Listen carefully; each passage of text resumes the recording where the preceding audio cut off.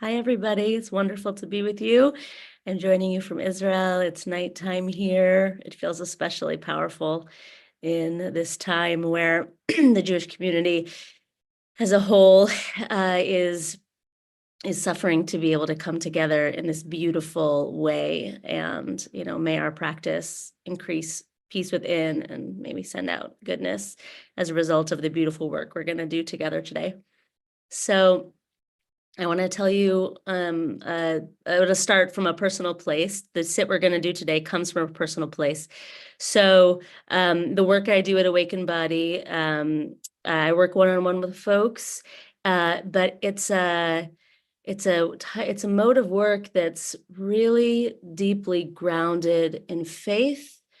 Some of the work we working with angels and folks, personal guardian angels, which is to say, it rests on the belief that we are, each of us, held and protected in the world. And then October 7th happened and it just blasted all that, out of the way. And I lost my voice, for metaphorically speaking, for a while. And the way that I found my way back to being able to do what I do day in and day out relates to the content that I want to bring us today. The way that I made peace with it all is that I ended up pulling together a course that's called The Dark Side. And so it goes live on Insight Timer next week. And so we're going to do a practice that's pulled from that. But I couldn't go forward without just finding a way to dive headfirst into the deep questions that this really difficult time in Jewish history raises. And for me, those questions are, how could something like this happen? How can I be a person of faith in a world where something like this can happen? And on an even deeper level, why is it the structure of this world that we live in, planet Earth? Why is this instinct to other and the instinct towards polarization so I want to say that it's part of the structure of the earth plane, and the question is why. And so the course gets into that, and we're going to play with that in our practice today. So I'm going to share my screen, and we're going to start with a sentence from the Jewish morning prayer service and a parallel from the book of Isaiah.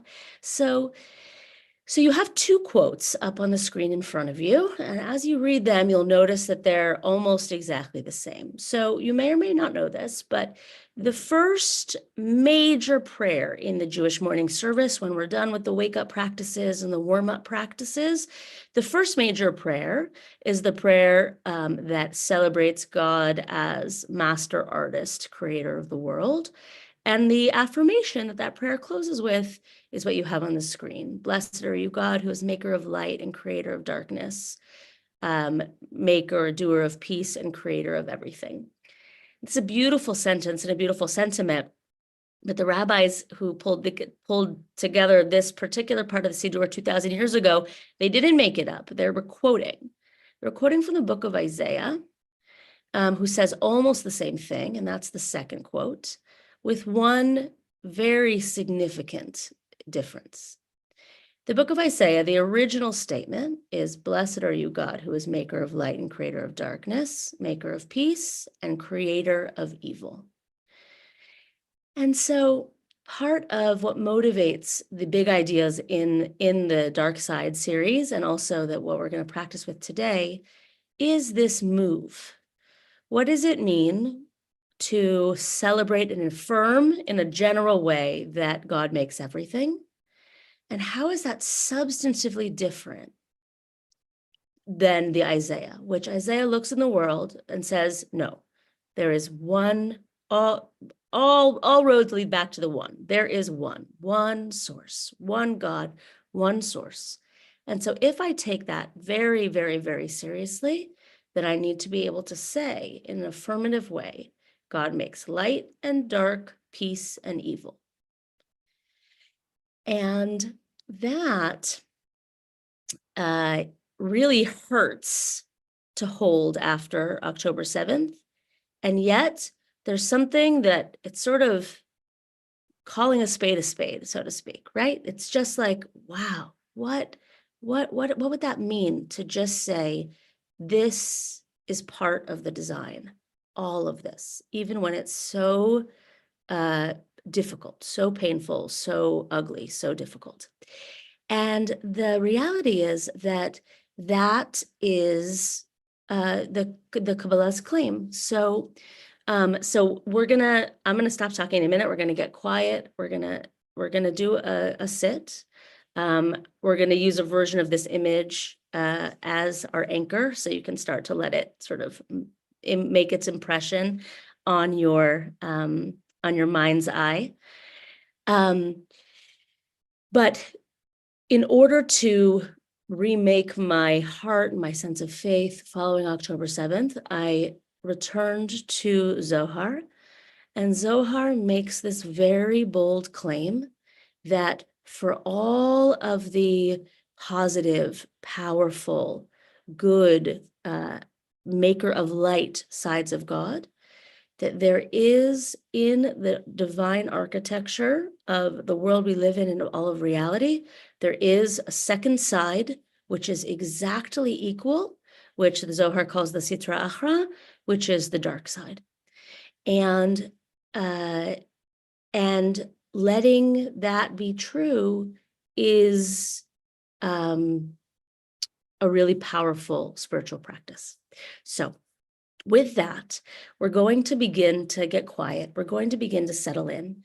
I'm going to talk us into a sit right now. And as we do, I want to say, first of all, if you're a regular meditator, and we're going to work with something of a guided visualization in this sit, but if it feels like too much and you want to just use your breath as your anchor and be quiet and do a regular, just sort of clearing contemplative sit, by all means, please do so. So I'm going to explain as I talk us in. So I want to invite you now to get settled and get comfortable. Take a comfortable seated position. If you need to adjust, shift your weight, let your shoulder blades be up perpendicular to the chair.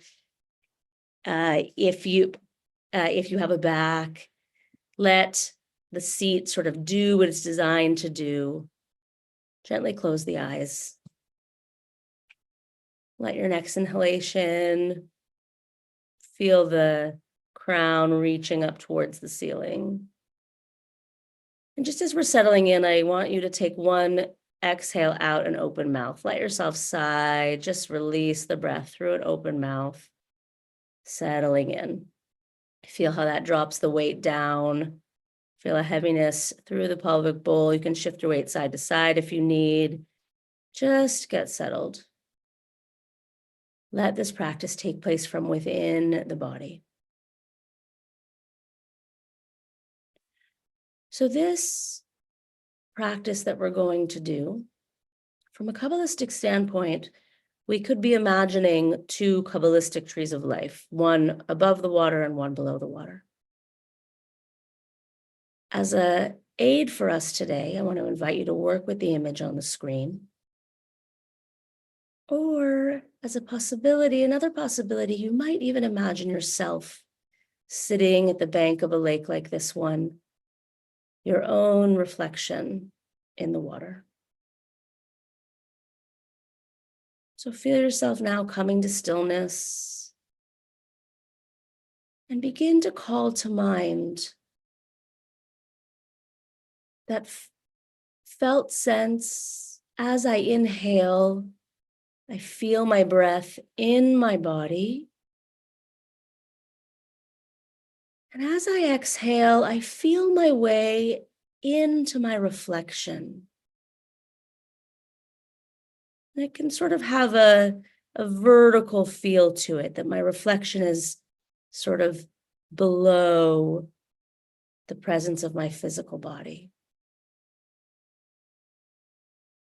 And this is how we're going to breathe for the duration of this sit. I inhale into my yesh, my isness, my physicality, my presence in this world. And I exhale into my reflection, my shadow. Just breathing here, letting your inhalation bring you into a felt sense of the body.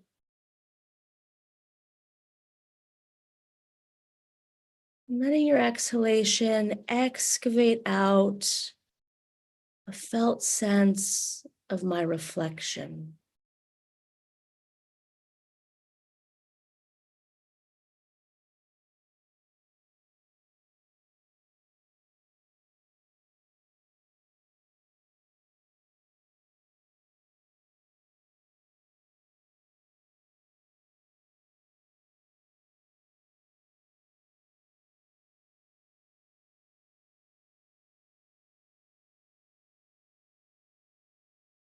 Now, this exercise, it might remind us of Jungian shadow work, or perhaps that sweet scene from Peter Pan, when Peter Pan plays with his shadow. I inhale and I feel my presence in the here and now, the way I take up space in the physical world. And I exhale and I feel my way into my shadow, into my reflection.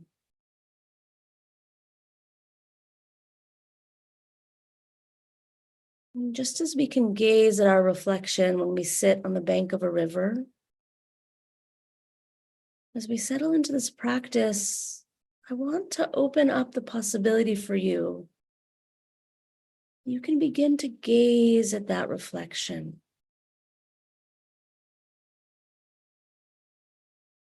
How is it similar to you? And how is it different from you? In that it lacks physical substance.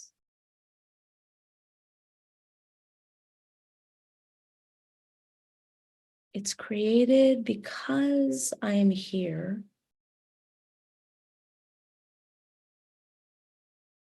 And yet it's very real.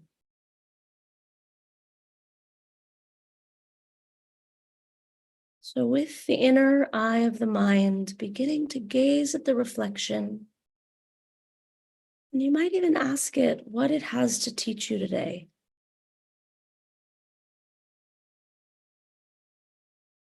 Let yourself be curious.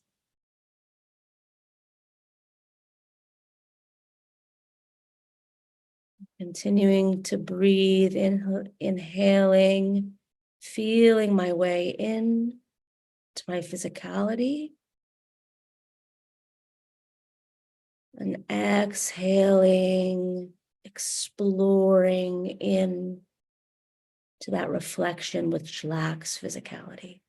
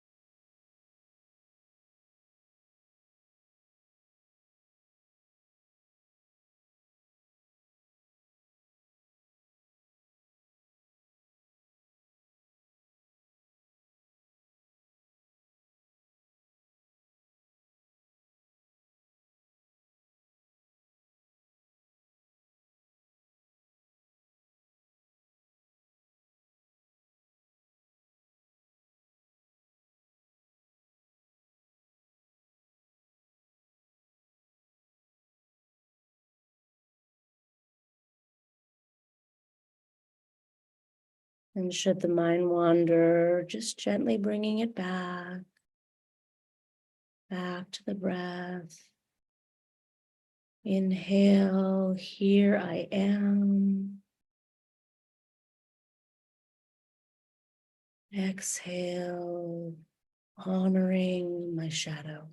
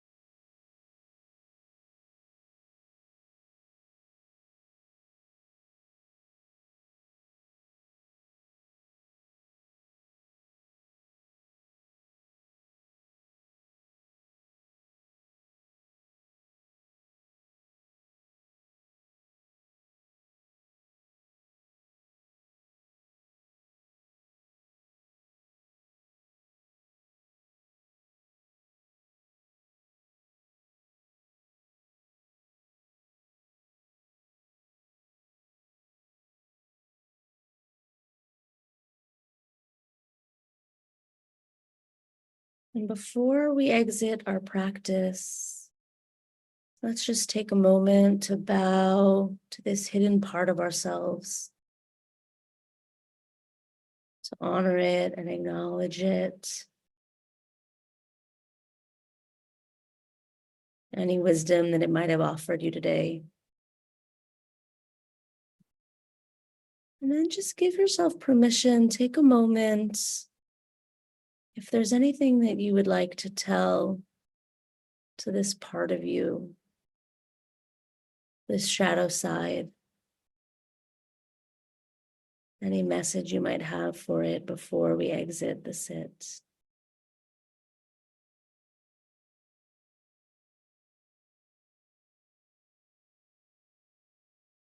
And once we've done that, bowing in gratitude, as you're ready, you can take one last deep breath in and let the eyelids flutter open.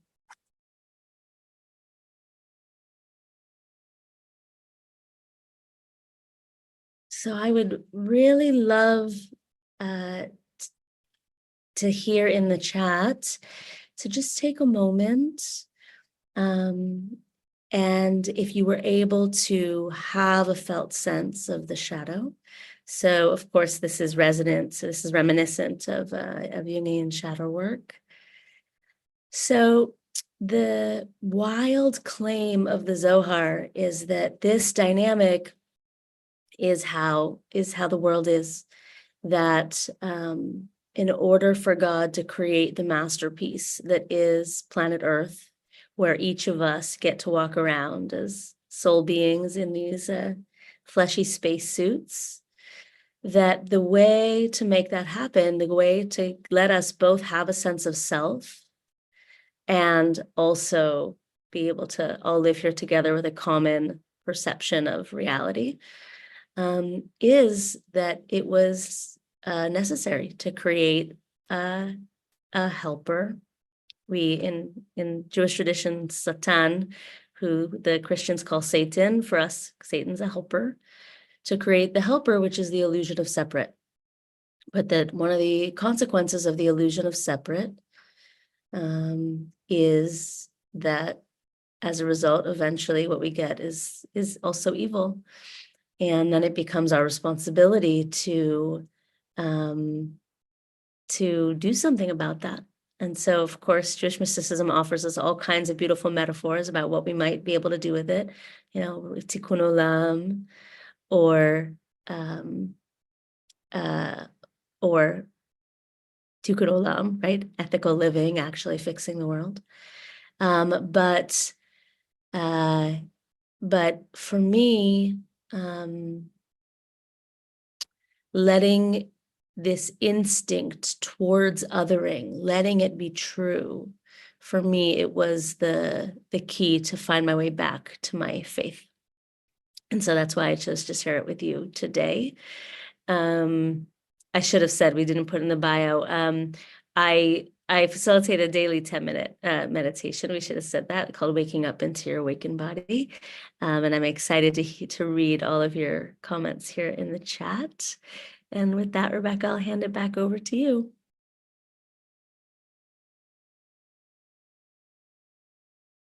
Thank you so much, Sara, for that powerful practice.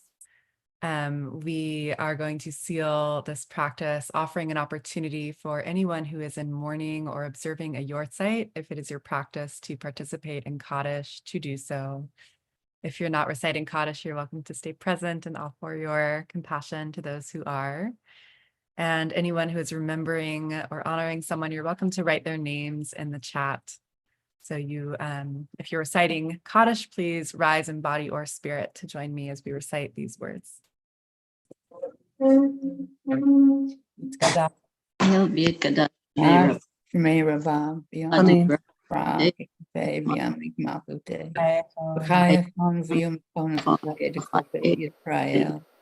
Pagalavas man Omen.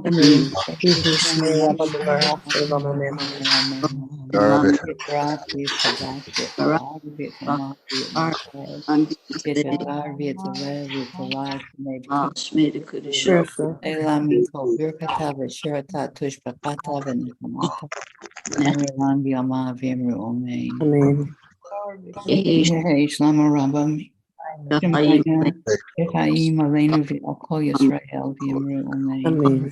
Oseh Shalom b'Ramah v'Yaseh Shalom v'Kol Yisrael v'Kol Yishmael v'Kol Yoshua Bevel v'Yimru Amen. Amen.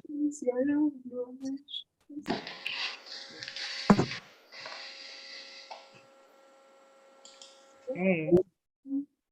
Thank you again, Sara, for that beautiful teaching and practice. Thank you to everyone for coming together today to practice.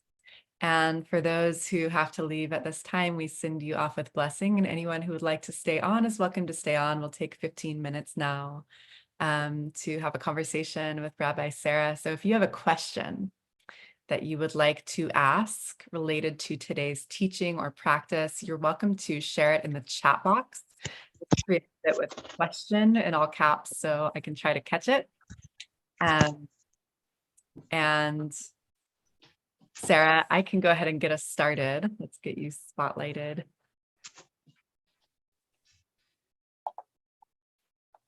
Okay. Sara, this is such a powerful topic. Very deep, very powerful, very timely topic. I'm sure many of us, if not all of us, have really been grappling these questions of evil and the darkness and shadow, especially over the last few months. And one thing that I'd love to hear you speak more on, if you said in the beginning, you know, our mystical tradition teaches that there's the sitra achra, the second side, which is exactly to the other side, the positive, powerful, good sides of the divine. And you said letting that be true is a powerful spiritual practice. I wonder if you could just share more about what you mean by that. How is letting that be true a powerful practice for you? Yeah. Yeah. I'm going to answer you, Rebecca, but I saw also in the chat, someone just said, like, say more about, so I'll say another word about what the Sitra Achra is, just so that we're all on the same page. And then, yeah, I love that question. So yeah, so Sitra Achra is a concept that's pretty widely discussed in the Zohar. It's not like a tiny thing, it's quite a big thing. And for Zohar, which is a deep dive into the inner anatomy of God, and really, really powerful, because God, for the Zohar, this is how we are made in the image of God. So God has this dynamic, energetic map, and so do we. And yeah, the Zohar makes this claim that there is for all of the isness take God as all powerful, all knowing, all of that isness, there is a reflected version, which is called the other side, which is equally present and real and powerful.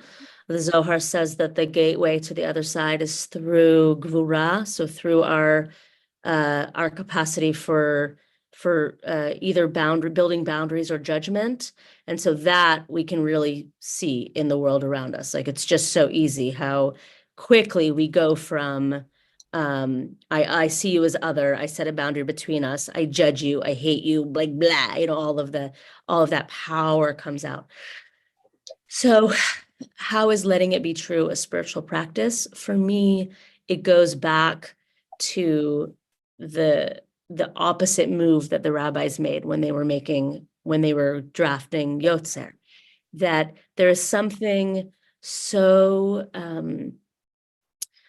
well-intentioned when, I think about myself when I was a mother to young children. My kids now are teenagers, but when I was a mother to young children, so badly wanting to tell them that the world was good and whole and safe, and right, and how badly we want that to be true, and how much that desire can really color how we see the world, our actual perceptive abilities.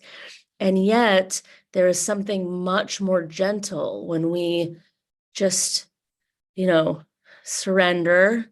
And, it's like Rebecca and I have a shared teacher who likes to say, like, no one hired me to be the general manager of the universe, right? Like, I don't have to hold it all or make sense of it all. I can just let what's true be true. And in this way, the Zohar's conception that for as much as God is good, God also is the entire power in the domain of evil, which is so extreme. That's such an extreme claim to say, to muster the courage to say, well, what if that was true? But that takes courage. The spiritual practice is a practice of surrender and of courage in order to just let what's true be true. Absolutely. And, one thing that comes up for me is I so relate also to, I'm not a parent myself, but just that, like, longing for that to be true, and to be able to tell children that, and to be able to tell our own inner child that, like, life is ultimately good and wonderful. And,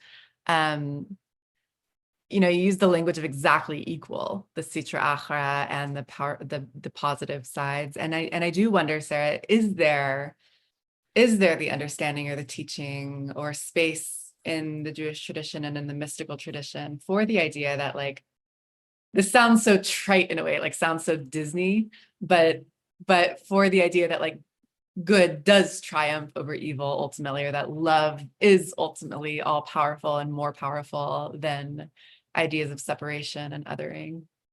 Absolutely. Well, I firmly believe that the threads of the universe are woven with fabric, with the fabric of the universe is woven with threads of love. I absolutely believe that. I think that's also all over Kabbalah. We feel that the most present when any of us, and I encourage all of us to take on the Kabbalistic approach to counting the Omer after the holiday of Passover. And you just feel that so much when you open in the week of Chesed, and that feels so true and right.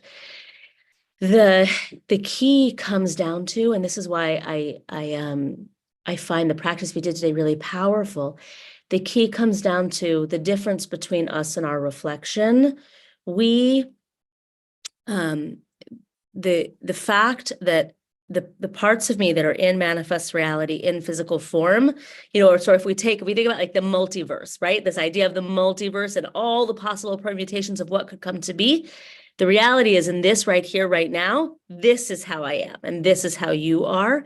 And that isness, that's what is real, and that's what gets space in the world to grow, to become. The Sitra Achra is real like the reflection is real. It's real. And in the divine realm, it is as real as the yesh side of the creator, but it lacks physical substance. It doesn't get to be born in manifest reality to play out the story of learning and becoming.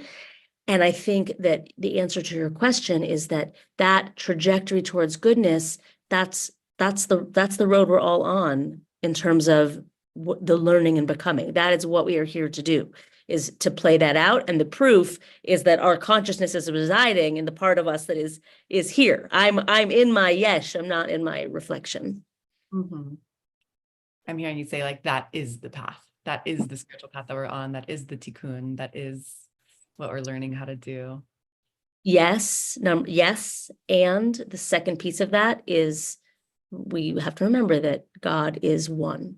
At the end of the day, this is, the power of the practice that we did today is to let the duality be real, to honor it, to give it space and reality. And yet, if we stopped there, we would be Zoroastrians, right? Yet we are not. We are Jews. All is one. And the God's nature is that of Chesed. Mm-hmm. Beautiful. We have a question here from Rana. Thank you, Rabbi Sara. I can imagine many reasons for God to have created evil, for there to be a shadow or image. But would it be possible to bring together the broken shards of light without the creation or possibility of evil? And if God is everything and everything is God, then does God embody evil? Good. So big questions, Rana. Thank you. So I'll say my first rabbinic mentor is Rabbi Dr. David Blumenthal, who's he now is professor emeritus at Emory, where I did my BA. But so he wrote a post-Holocaust theology called Facing the Abusing God. Right? So that's a big idea. God is abuser, right? But, and the book is just that extreme. So he would just say, yes, yes, to the second part of your question. In terms of wait, I need to read back. Will you just restate, Rebecca, the first part of the question? Yes. I can imagine many reasons for God to have created evil. Right, the tikkun piece, yes. So the gathering of the sparks question is right on. Good student of Kabbalah, excellent question.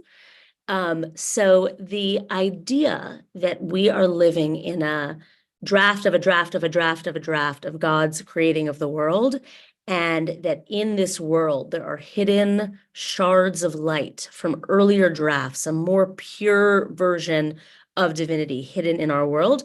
So this is a beautiful, powerful metaphor offered to us by the Ari, by Rabbi Yitzchak Luria.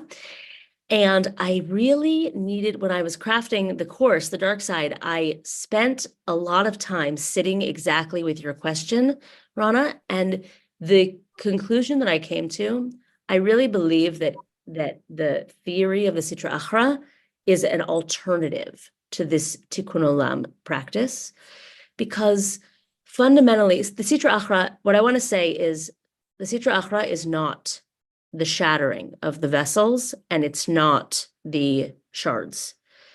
For Zohar, the Sitra Achra is part of the design. It's part of the design. It's not a flaw. It's not It's not the brokenness that happened. It's part of the design. And so then the question is why? And so in your answer, in your question, you began to offer us an answer when you said, so that there could be a shadow, right? So that's very interesting. That's very interesting as the beginning of an answer. I think that the answer that for me that holds is that the Sitra Achra is of the void, right? So many of us are familiar with the concept of tzimtzum, right? That in order to create the world, the first thing God did was inhale in order to create space to birth the world into. So that space, that absence is very powerful. That's where the Sitra Achra is born, in that absence. But that absence both is the setting and the birthplace of evil, but it's also the setting and the birthplace of all newness. It is the womb of the world. The world is birthed from chaos. And that the more we work it, we can actually feel into that in our lives. That when we live in the ordered world, things are much more static than when, for one reason or another, life shoves us into the liminal. And then once we're in that, uncharted, that the wilds of the desert, right? Once we're in the wild, that's when newness comes. And so we dance with positive expressions of it, and also really painful ones when we come face to face with evil. Mm-hmm. Indeed. Thank you, Sarah. I want to lift up one more question. I'm going to actually combine it with another one. Ruby asked if the Sitra Achra doesn't have our physicality or isness, our yeshut, and play out the story of our becoming, how is it then that the dark or other side, the Sitra Achra, can have so much impact in our physical world, as on October 7th and so many other examples? And I want to also lift up someone's earlier question: how can we take responsibility? How can we take responsibility for the evil that we see playing out in Israel, Palestine, in many places in the world right now and throughout history? Well, I think we take responsibility by doing our own shadow work and by being warriors of light, right? Like committing to bringing the light, committing to being the light in the darkness, to walking bravely into the darkness, holding light. Like that's how we take responsibility. And I mean that, it sounds metaphoric, but I also mean it in terms of peacemaking work. In terms of the why does the Sitra Achra burst forth? Of course, that's I don't know, like it's all I can do is cry, right? But I think that the message here is that it does. When we turn to the sources for the why, it gets very, very, very complicated, because, we can see kind of like a panoply of all these men's fears. It's like we have like heaps and heaps of sources in Judaism on all these different demons and what they're doing and how they're, they replicate themselves, right? We have no shortage of that in Judaism. And I, as a rabbi, don't really feel the need to grasp onto any of those. I don't need to like lift up anyone else's demons, right? I think rather what we need to do is live in our world and be in our world. And, why does evil burst forth? I think 99% of the time it's because, we're not doing our work. Like we're not like doing the work to see and love every living creature as it needs to be, right? There's all kinds of ways that we hurt each other and hurt the world and all that. And for me, this is the heartbreak and what was so awesome in a bad way about October 7th.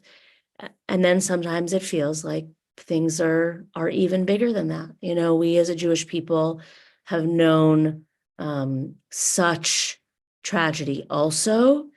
And I think that, I guess maybe we'll end with this. The book of Job, which is the book that does the deepest dive into these questions, the book of Job's answer is that we cannot know. And to think that the answer can fit into human languaging and human logic is hubris. That when it comes down to it, when we're asking cosmic questions, we need to tolerate the fact that cosmic questions have cosmic answers, and we can't always get there. Amen. Well, thank you so much again, Sara, for this incredibly powerful and extremely important, timely teaching and practice. Again, Sara's full name is Rabbi Sara Brandes. We can find you at, what's your website? Awakenbody.org. Yeah, awakenbody.org. And I'm sure you can learn more there about Sara's course if you want to go deeper into this topic on the dark side. Sara, thank you again for the work that you're doing and the teaching and healing work that you're doing in the world right now and in the Holy Land. So grateful to have you with us, and thank you for everyone. Many blessings. We'll gather here at the exact same time tomorrow. So hope to see you there. Thank you, everyone. Bye.